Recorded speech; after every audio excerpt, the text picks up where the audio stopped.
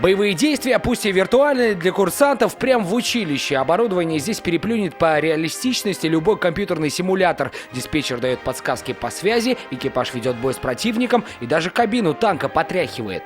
Полностью повторяет его движение, направление поворота башни и точность отработки нормативов по стрельбе. Этот страх уходит, и сейчас я могу сказать, что на тренажерах не так страшно.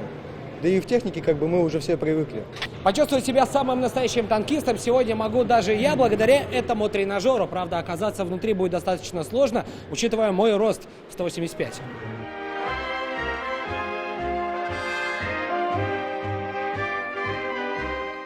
Как видите, здесь достаточно тесно. Я, например, еле уместился, и невольно в голову приходит вывод, что большой танкист – это плохой танкист. Кстати, рост – это главный критерий их отбора. Свою историю училище ведется на 1866 года. С тех пор здесь менялось многое. Названия, люди, здания, оборудование. Но слова «честь», «долг» и «дружба» для танкистов главные и сейчас.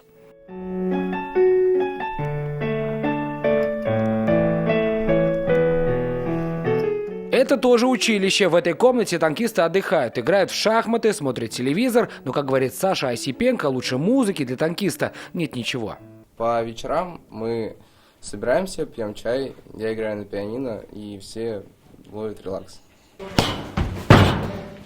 Крепнут и мужают курсанты в этом же корпусе. Здесь для них небольшая тренажерка. Если танки грязи не боятся, то танкисты, напротив, приводят форму в порядок в отдельном кабинете. Кстати, у танкистов даже есть парикмахер. Как правило, это кто-то из своих. Образец прически для военнослужащего. Не маленький выбор. Никак нет. За плечами училища вековая история, напоминать которую теперь будет памятник героям-танкистам. Сергей Хайдаров, Ринат Сафин, ТНВ, Казань.